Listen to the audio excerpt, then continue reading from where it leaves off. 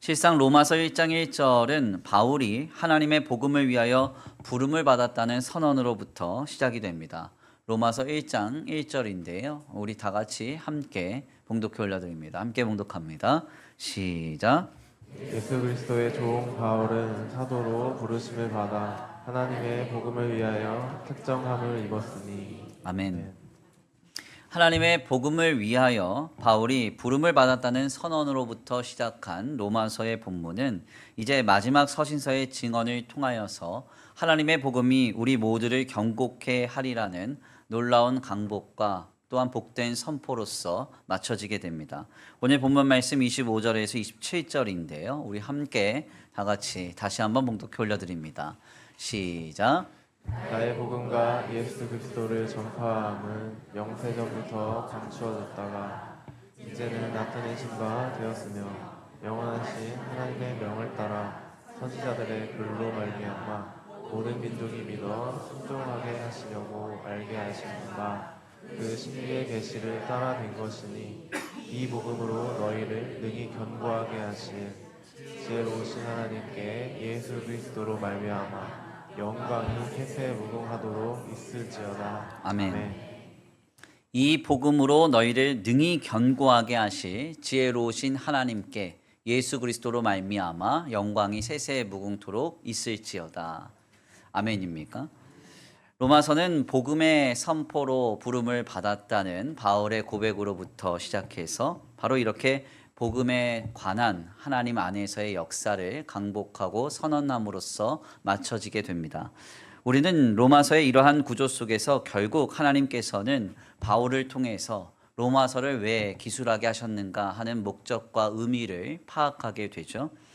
우리는 로마서를 통해서 진정한 복음이란 무엇이며 이 복음으로 인해서 우리에게 찾아온 은혜의 결과가 과연 무엇인지를 매우 명확하게 깨닫게 됩니다.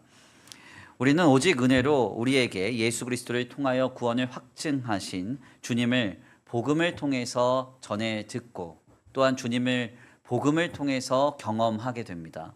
그리고 우리는 이 복음 안에서 하나님의 은혜를 힘입어 견고하게 서서 주의 자녀로서의 삶을 영위하게 되는 것이죠.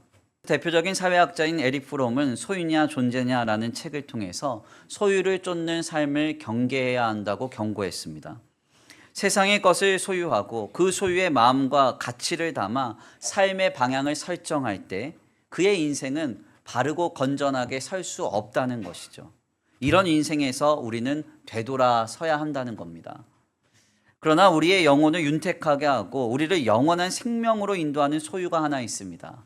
그것이 무엇인가? 바로 예수 그리스도의 복음입니다. 복음을 소유하는 삶을 살아가는 것입니다.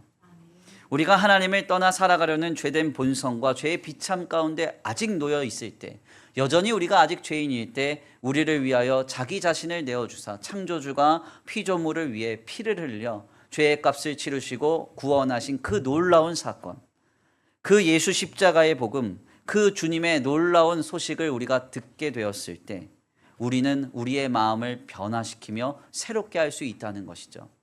바로 이 복음을 소유한 자로서 오늘을 살아가야 합니다. 소유가 우리의 마음을 바꾸듯이 복음이 우리의 마음을 바꿉니다. 주변을 보면서 물질적, 세속적 가치를 늘 비교하면서 낙심하고 실망했던 우리의 마음이 우리를 위하여 죽으신 예수님을 바라보면서 만족하게 됩니다.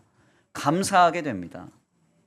오직 유일한 생명이요 구원이요 가치이신 예수님을 바라볼 때 우리의 삶에 대한 해석이 달라지고 우리의 삶에 대한 그런 어떤 행동이 달라지는 거예요. 주님을 모른 채 살아가는 인생들을 향한 우리의 시선이 바뀝니다. 악인들의 형통을 부러워하는 게 아니라 그들의 모습을 보면서 긍휼히 여기게 되고요. 주님을 모른 채 살아가는 인생들을 발견할 때 그들을 향한 영혼 구령의 뜨거운 마음이 불일 듯 일어올라서 그들을 섬기며 그들을 붙잡고 살려내기에 우리의 삶을 몰입하는 것이죠. 제가 이번 주간에도 레바논에서 선교 사역을 감당하신 한 선교사님과 잠시 통화를 나눴습니다. 연락을 나눴는데 지금 레바논이 한참 전쟁 중이잖아요. 정말 심각할 정도의 전쟁입니다. 수만 명이 벌써 죽었습니다. 여기에서 어떻게 선교 사역을 하고 계신가 여쭤봤더니 어쩔 수 없이 철수하셨대요. 완전히 철수했답니다. 그래서 그러면 어떻게 하십니까? 했더니 이제는 이집트로 가신대요. 이집트로 가서 죽어가는 영혼 살리겠다고 거기 잠시 머문다고 그렇게 얘기를 하셔요. 우리는 전쟁의 어떤 소식과 위험 속에서 이 상황과 사건이 오늘 나에게 어떤 영향을 미칠 것인가, 우리의 미래와 우리의 경제를 얼마나 불안하게 할 것인가, 여기에만 함몰되어 있는데 이 선교사님은 생각 자체가 달라요. 거기서 죽어가는 영혼 살릴 수 없으니 죽어가는 영혼 살릴 수 있는 곳으로 가겠다는 거예요. 예수 복음이 나의 복음이 되면 우리의 삶의 가치가 바뀝니다. 그리고 우리의 삶의 방향이 바뀌는 것이죠. 소유는 우리의 마음과 생각, 가치에 그리고 목적에 영향을 미쳐요. 특별히 내가 소중하게 생각하는 소유일수록 그것을 바라볼 때마다 우리의 마음은 요동치게 됩니다.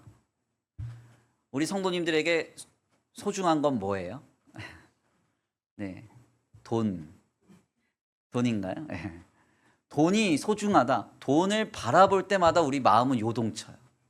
네, 그렇죠? 자녀가 소중한 분들은 자녀를 볼 때마다 마음이 요동칠 거예요. 뭐 외모나 각종 다른 것들을 중요한 가치로 여기시는 분들은 그것을 바라볼 때마다 마음이 막 역동하는 것을 느끼실 겁니다. 복음도 마찬가지예요. 예수 그리스도의 복음을 늘 꺼내어 생각하고 우리를 위하여 죽으신 주님을 바라보는 것. 인생이 너무 분주하고 너무 바빠서 목사님 오늘 하루 종일 예수 십자가 한 번도 생각 못하고 살았습니다.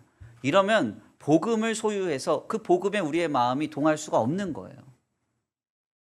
그리스도의 복음은 우리가 가치로 매길 수 없는 것이잖아요.